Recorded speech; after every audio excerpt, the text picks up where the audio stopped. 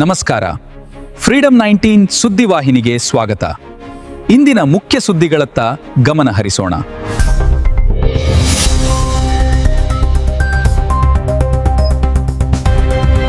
ನಮಸ್ಕಾರ, ನೀವು ನೋಡ್ತಾ ಇದ್ದೀರಾ ಫ್ರೀಡಂ 19 ನ್ಯೂಸ್ ಚಾನೆಲ್. ನಿಖರ ಮತ್ತು ಪರಿಶೀಲಿತ ನಿರಂತರ ಸುದ್ದಿಗಳನ್ನ ಜವಾಬ್ದಾರಿಯುತವಾಗಿ ತಲುಪಿಸುವಂತ ವಿಶ್ವಾಸಾರ್ಹ ಸುದ್ದಿ ವೇದಿಕೆ ಫ್ರೀಡಂ 19 ನ್ಯೂಸ್ ಚಾನೆಲ್ಗೆ ತಮಗೆಲ್ಲರಿಗೂ ಆತ್ಮೀಯವಾದಂತಹ ಸ್ವಾಗತ.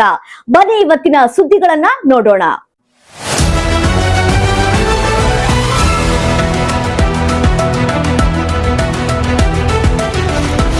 ರಡ್ಡೇರಹಟ್ಟಿ ಪಿಕೆಪಿಎಸ್ ಸೊಸೈಟಿಗೆ ಡಿಸಿಸಿ ಬ್ಯಾಂಕ್ ನಿರ್ದೇಶಕಿ ಸುನೀತಾ ಐಹೊಳೆ ಆಕಸ್ಮಿಕ ಭೇಟಿ, ರೈತರ ಅಹವಾಲು ಆಲಿಕೆ.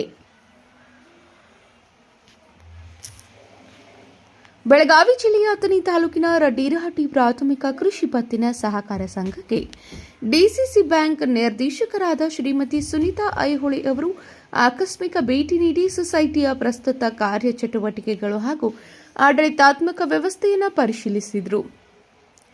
ಭೇಟಿಯ ಸಂದರ್ಭದಲ್ಲಿ ಸೊಸೈಟಿಯ ಅಧಿಕಾರಿಗಳು ಹಾಗೂ ಆಡಳಿತ ಮಂಡಳಿಯ ಸದಸ್ಯರು ನಿರ್ದೇಶಕರನ್ನು ಆತ್ಮೀಯವಾಗಿ ಸ್ವಾಗತಿಸಿ ಪ್ರಸ್ತುತ ರೈತರಿಗೆ ಒದಗಿಸಲಾಗುತ್ತಿರುವ ವಿವಿಧ ಸೇವೆಗಳು, ಸಾಲ ಸೌಲಭ್ಯಗಳು ಹಾಗೂ ಪ್ರಗತಿಯ ಕುರಿತು ಸಮಗ್ರ ಮಾಹಿತಿ ನೀಡಿದರು.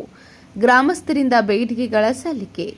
ಇದೇ ವೇಳೆ ಸ್ಥಳೀಯ ಗ್ರಾಮಸ್ಥರು ಹಾಗೂ ಸೊಸೈಟಿಯ ಸದಸ್ಯರು ಒಟ್ಟಾಗಿ ಸಂಘದಲ್ಲಿ ಇನ್ನಷ್ಟು ಸುಧಾರಣೆಯಾಗಬೇಕಿರುವ ಮೂಲಭೂತ ಸೌಲಭ್ಯಗಳು ಹಾಗೂ ಅಗತ್ಯ ಅಭಿವೃದ್ಧಿ ಕಾರ್ಯಗಳ ಕುರಿತು ನಿರ್ದೇಶಕರ ಗಮನಕ್ಕೆ ತಂದರು.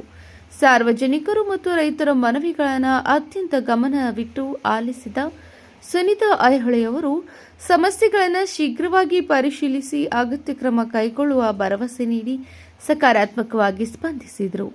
ಜನಪ್ರತಿನಿಧಿಗಳ ನೇರ ಸಂಪರ್ಕ ಶ್ಲಾಘನೀಯ. ಯಾವುದೇ ಪೂರ್ವ ನಿಯೋಜಿತ ಔಪಚಾರಿಕ ಕಾರ್ಯಕ್ರಮವಿಲ್ಲದೆ ಸೊಸೈಟಿಯ ಒಟ್ಟಾರೆ ಆಡಳಿತ ವ್ಯವಸ್ಥೆಯನ್ನು ನೇರವಾಗಿ ವೀಕ್ಷಿಸುವ ಮತ್ತು ಸ್ಥಳೀಯರೊಂದಿಗೆ ಮುಕ್ತವಾಗಿ ಸಂವಾದ ನಡೆಸುವ ಉದ್ದೇಶದಿಂದ ನಡೆದ ಈ ಭೇಟಿಯು ಗ್ರಾಮಸ್ಥರಲ್ಲಿ ಸಂತಸ ಮೂಡಿಸಿತು.